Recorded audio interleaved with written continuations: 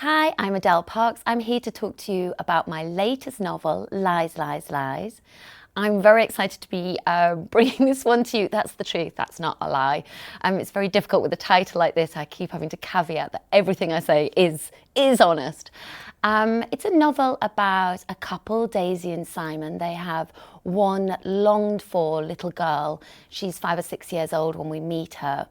Daisy thinks that their family are done because she's just been so lucky that she finally got this child after years and years of infertility and rounds of IVF and other sorts of treatments.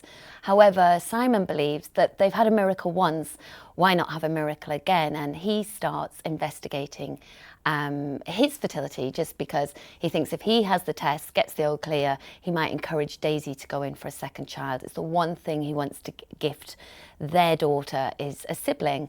Unfortunately, and this isn't much of a spoiler because it's really early on in the book, unfortunately, when he goes for these tests, he's told that there is no way he has ever or will ever father a child, which obviously means somebody somewhere has been telling some lies, lies, lies.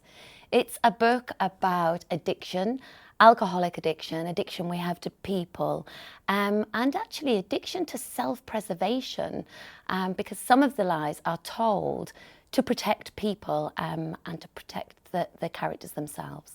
I'm often asked where I get the inspiration for my novels, and this being my 19th and me priding myself on coming up with new ideas all the time, that question's becoming more and more difficult. I actually became increasingly interested in our relationship to alcohol, which I think is changing, and I think it changes with each generation. So that was one of the things I wanted to look at, and as soon as I started looking at the relationship with alcohol, that immediately led me down the path of if you are addicted to alcohol. And then once I started reading about addiction, I came to understand that actually, whatever you're addicted to, the symptoms can be a little bit similar, and the sort of destruction that it can cause can be quite similar. So I looked at other forms of addiction, addiction to wanting something so much, wanting a family so much, or how far will you go to preserve your sense of self? That's a level of addiction. And I thought that was quite interesting and quite inspiring. I'm always inspired actually by very day-to-day ordinary situations. I wouldn't say ordinary people because I don't actually believe any of us are particularly ordinary. I think humanity is incredibly interesting, but I do tend to put ordinary families in very, very extreme circumstances and see how they manage.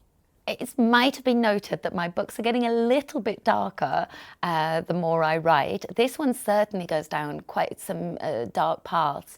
A lot of it is set in a prison. It's extremely interesting to research. It's an entirely different life to the life most of us lead.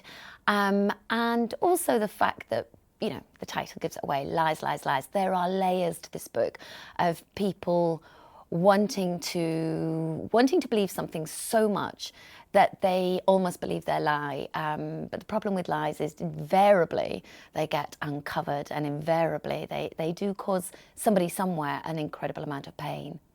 Some of my readers might have already picked up on the fact I mentioned a couple, Daisy and Simon. You might think, is that a coincidence, or is that a couple I've heard of before? And indeed, Daisy and Simon have been in the background of two of my previous novels, Playing Away and Young Wives' Tales.